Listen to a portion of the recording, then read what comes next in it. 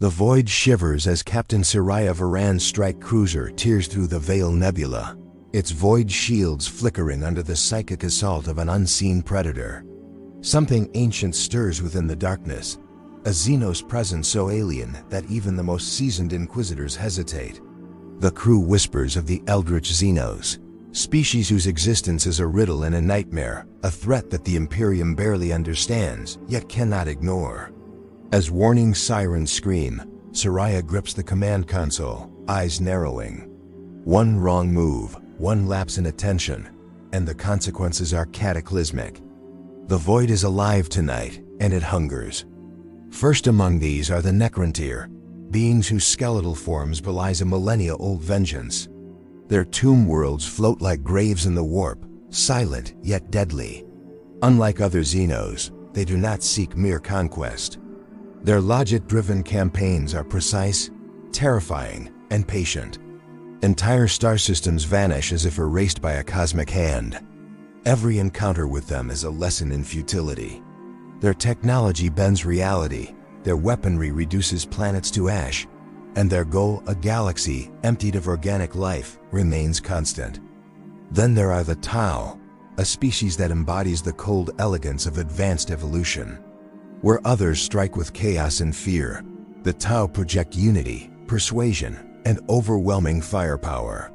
Their empire spreads like a rising tide, offering cooperation, technology, and civilization, but only on their terms. The Firecast, the warriors of Tau, combine drones, battlesuits, and railguns in ways the Imperium struggles to counter. Yet beneath their facade of logic lies an unsettling ambition.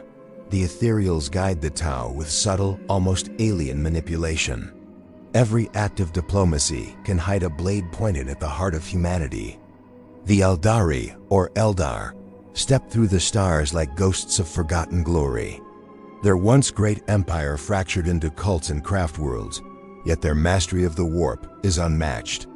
These psychic architects manipulate fate itself, weaving destinies like threads in a tapestry of despair and hope. Their paths are cryptic, their goals inscrutable.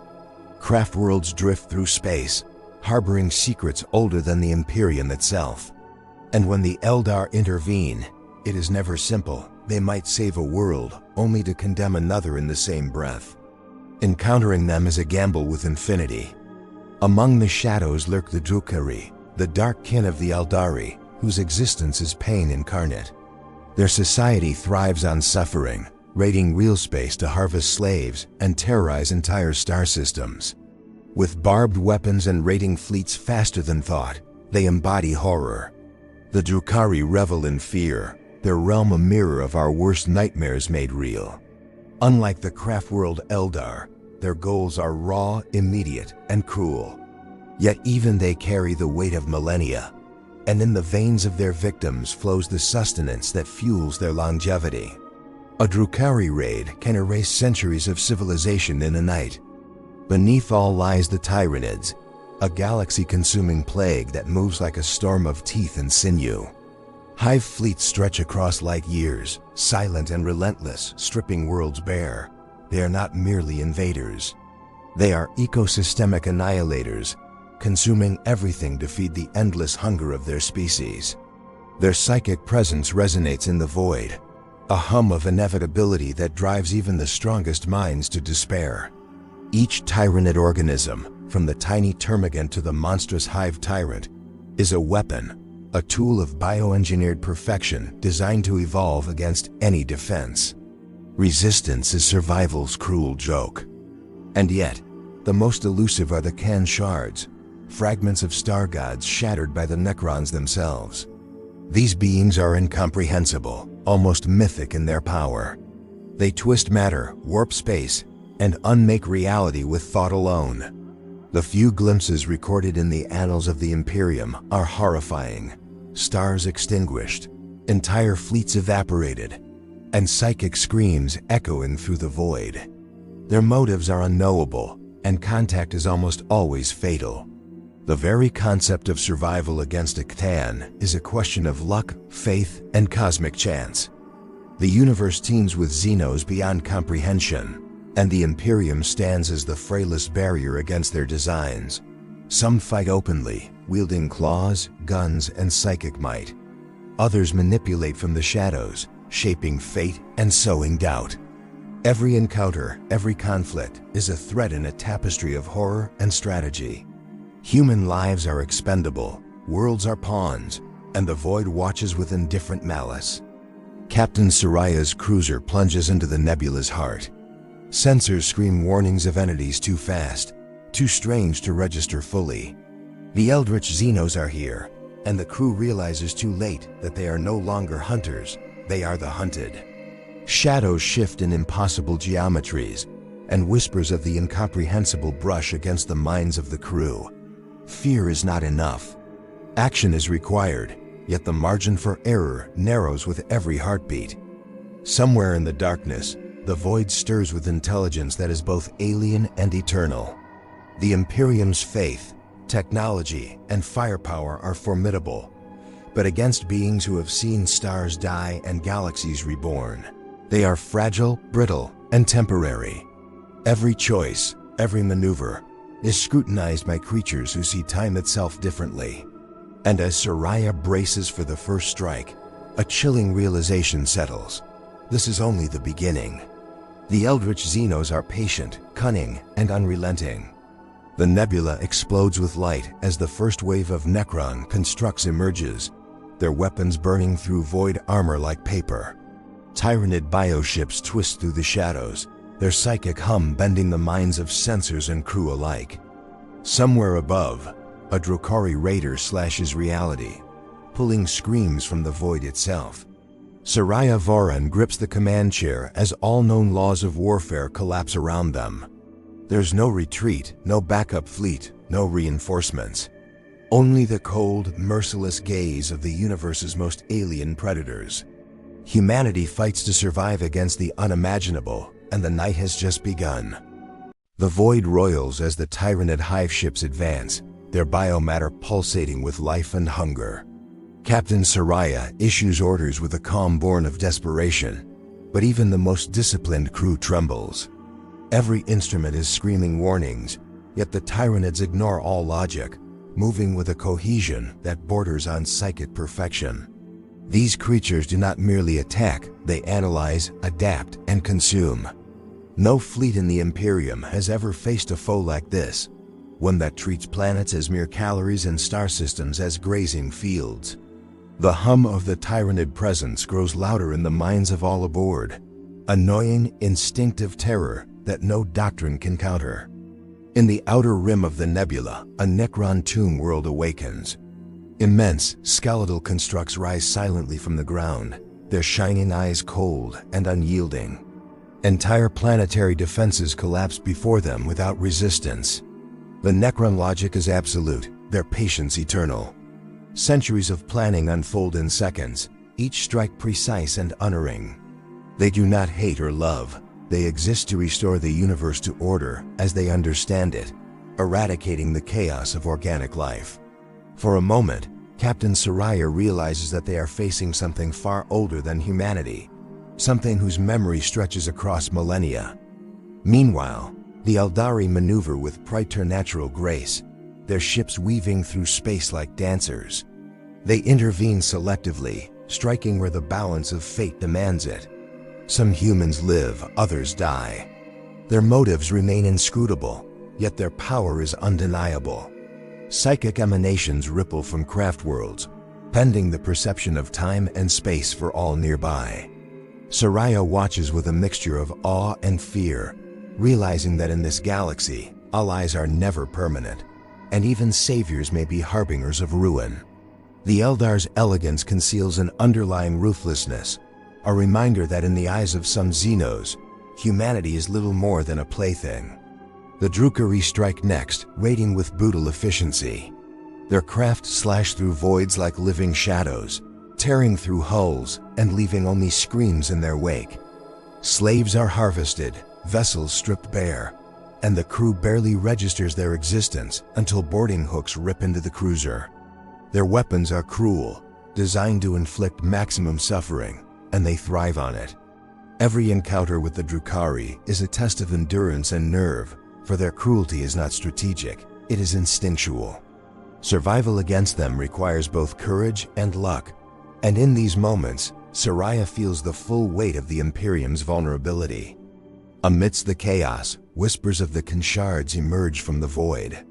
The few who have glimpsed them describe stars folding, fleets evaporating, and reality itself bending under their gaze. Their power is incomprehensible, their motives unknowable. Even the Necrons, ancient and relentless, treat them with caution, for the shards are remnants of star gods who predate the current order. The crew's psychers falter under their psychic pressure, minds threatened by visions of eternity. In these moments, the universe itself seems to recoil, as if the natural laws bend before beings that are fundamentally alien to existence. The Tau, watching from afar, remain methodical and calculating. Their fleets position with cold precision, assessing threats and opportunities. Though less overtly malevolent than some Xenos, their expansionist ideology is equally dangerous. Every planet they offer salvation to is subtly coerced. Every alliance a step toward assimilation under their guiding philosophy. Soraya notes the irony. Even the logical Xenos operate with strategies that disregard human ethics entirely. In this galaxy, benevolence is always a mask, and every victory comes with a hidden price. The void trembles as alliances shift mid-battle. The Eldari and Tau clash briefly over contested space, their motives opaque to human observers. Tyranids swarm through the battlefield, consuming all in their path, while Necron constructs march forward with methodical inevitability. The Drukhari exploit openings, extracting terror and blood alike. Soraya realizes that victory is not about outgunning the enemy. It is about navigating an intricate dance of cosmic predators, where missteps are fatal, and understanding the alien mind is as critical as firepower. Soraya's voice echoes over the coms, steady but urgent. Focus on evasion, not engagement.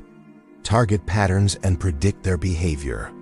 We survive through understanding, not strength alone. Every officer obeys, yet the realization dawns that survival may still be a temporary reprieve. The Eldritch Xenos do not tire, they do not despair, and they do not negotiate. Humanity is fragile, and the universe is patient. The strike cruiser becomes a microcosm of the wider galactic struggle, a small, desperate force navigating the whims of beings whose motives stretch beyond comprehension. As the nebulous storms flare violently, the Tyranid hive mind reacts, sending adaptive organisms into the fray. Plasma bursts from the cruiser's hull barely deter them, as they evolve faster than human minds can comprehend. The Necron constructs, seemingly immune to psychic disruption, push forward relentlessly, obliterating tactical formations. The Drukhari exploit chaos with precision strikes, while shadowy Eldari craft slip unseen through void space, altering outcomes at the edge of perception.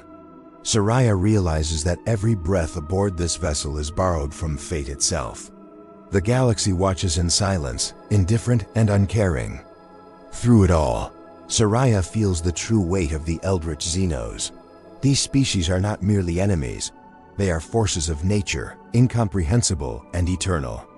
The Imperium fights with valor, doctrine, and faith, yet against such predators, these qualities are fragile shields. Every star system is a stage, every encounter a high-stakes game where survival is never guaranteed.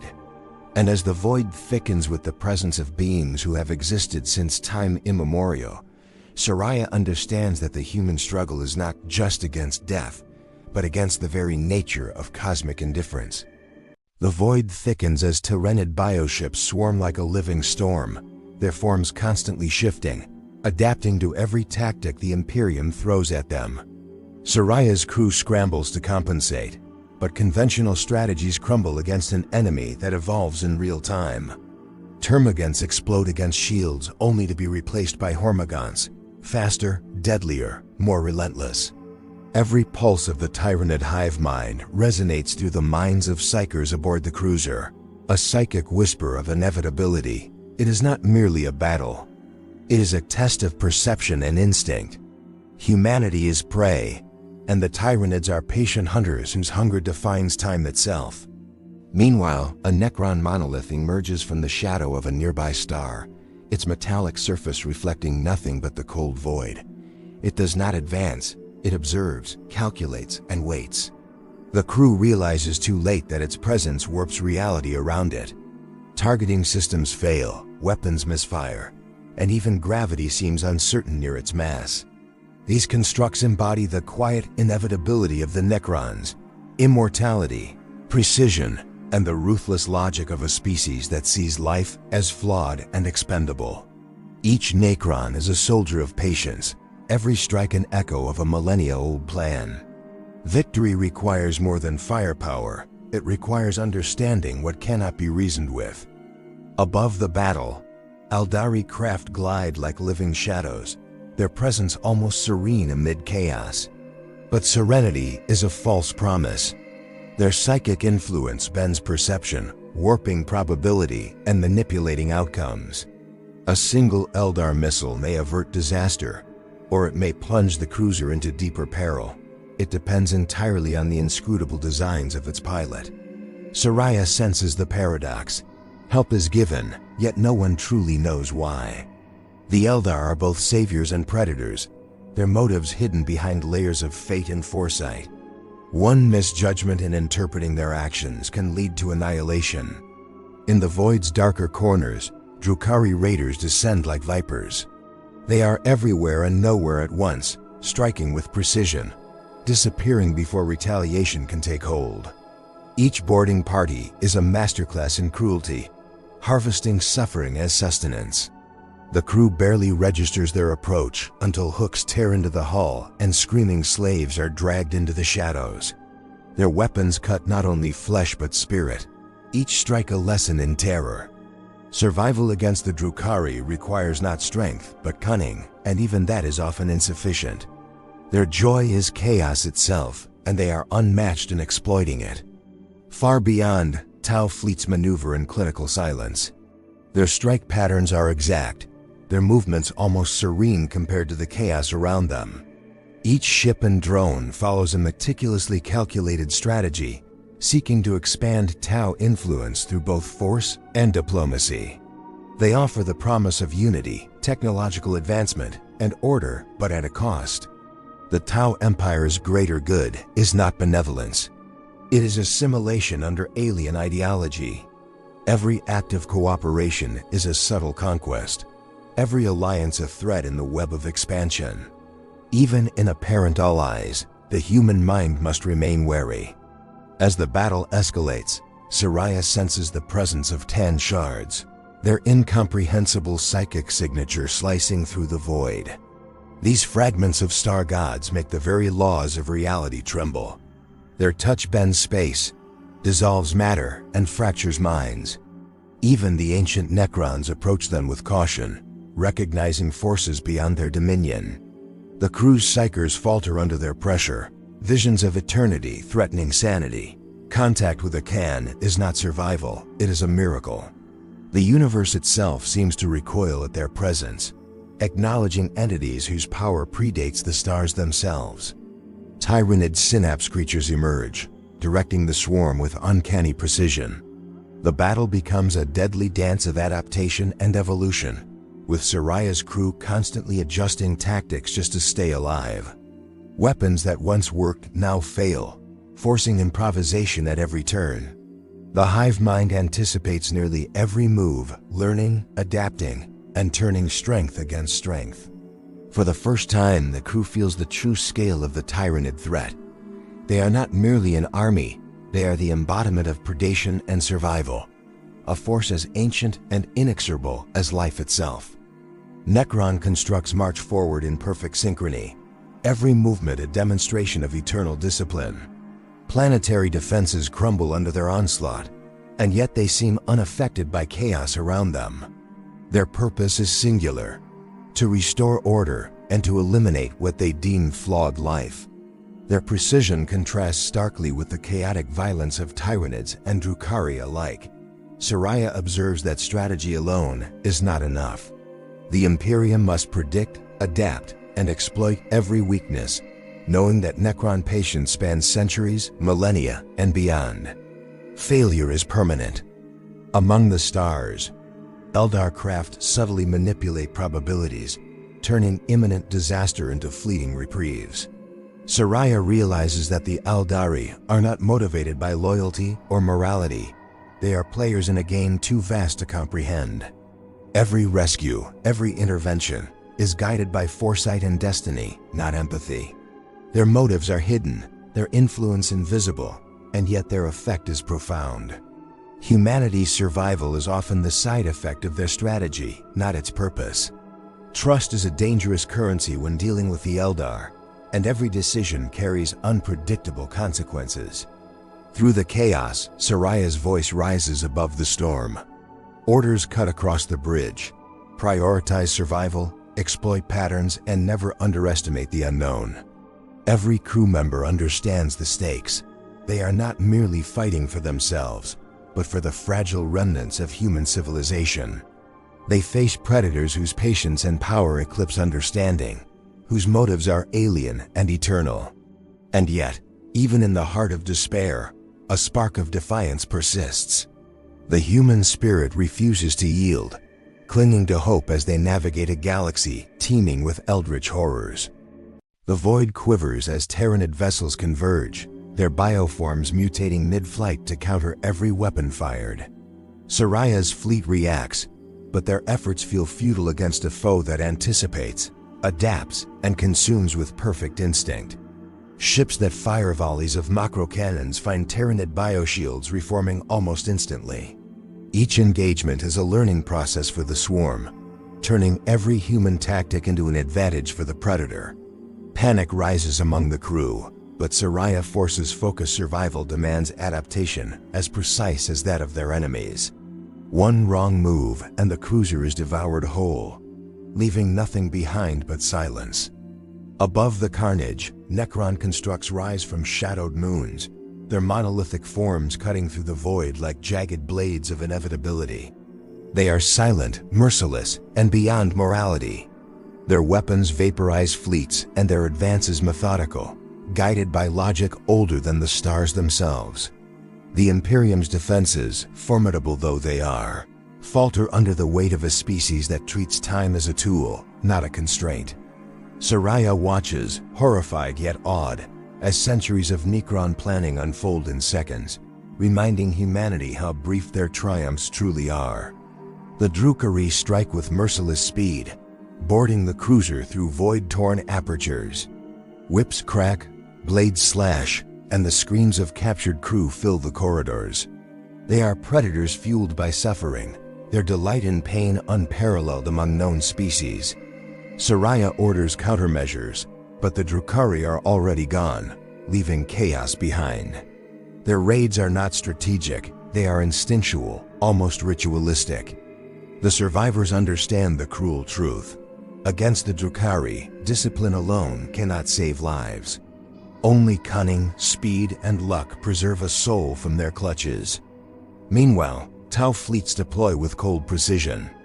Their drones swarm, coordinating strikes across multiple vectors simultaneously.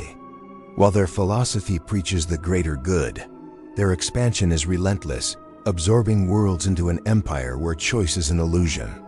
Soraya notes the contrast. Their assault is clinical, almost benevolent in appearance, yet the consequence is no less absolute. Compliance is subtly enforced, and resistance swiftly extinguished. In the galaxy of the 41st millennium, even allies can be predators, and every engagement carries the weight of ideological conquest. Through the psychic haze, the Eldari weave their influence, bending probability around the battlefield. Missiles veer, void storms shift, and outcomes teeter on the edge of chance and design. Soraya feels the invisible hand of the Eldar shaping events, neither helping nor harming consciously, but pursuing motives inscrutable to human minds. They are artists of fate, manipulating outcomes with elegance and cruelty. Every act of assistance is calculated, every salvation potentially a prelude to devastation. To face them is to confront intelligence beyond comprehension, where morality is irrelevant and only consequence matters. 10 shards, fragments of godlike entities, pulse through the void. Their psychic resonance fractures reality, bending both time and space around them. Even the ancient Necrons treat these beings with caution, for their power eclipses all conventional understanding. Starships disintegrate before eyes, matter evaporates, and the void itself seems to quiver under their gaze. Soraya realizes that survival here is almost a miracle. Mere competence and courage are insignificant when faced with beings whose motives are unknowable and whose power is absolute. Tyranid synapse beasts coordinate the swarm with terrifying intelligence. Adaptive evolution ensures no two encounters are the same. Weapons that once proved effective now fail spectacularly, forcing humans to improvise on the fly. The hive mind anticipates responses before they are fully formed, turning strategy into a weapon against its creators. Soraya observes with grim awe, understanding that the Tyranids are less a species than a universal force, a manifestation of predation itself. Against them, even victory is temporary, and every reprieve is borrowed at the cost of knowledge, tissue, and morale. Necron legions advance unyieldingly. Monolithic constructs, robotic warriors, and starships march in perfect synchronization. The Imperium's combined fleets falter, unable to match the precision of beings whose patience and logic span eons. Soraya sees planets fall, defenses collapse, and civilizations erased in minutes. Their inevitability is terrifying, and human ingenuity, while remarkable, is fleeting against a force that transcends comprehension. The Necrons are not cruel, they are absolute, executing an ancient purpose that has persisted through millennia. Resistance is incidental, a minor inconvenience to an eternal plan. The Drukhari's shadows continue to stretch across the battlefield, exploiting every crack in defenses.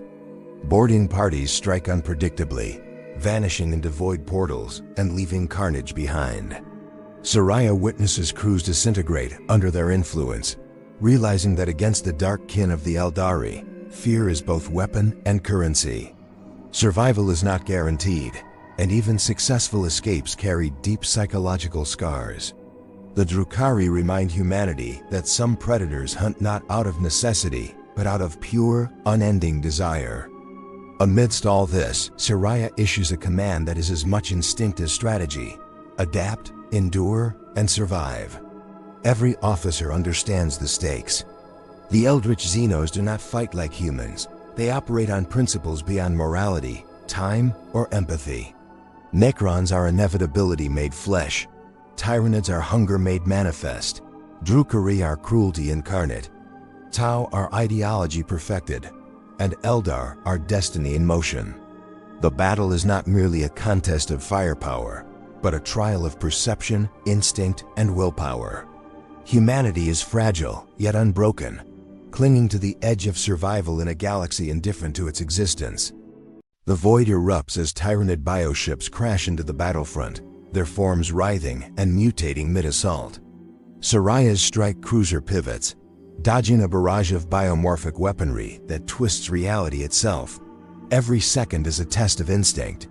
Every decision could mean annihilation. The hive mind is relentless, calculating outcomes faster than humans can react. It is not strategy, it is inevitability given flesh. Ships are shredded, crew are lost, and the psychic hum of the Tyranids penetrates even the most disciplined minds.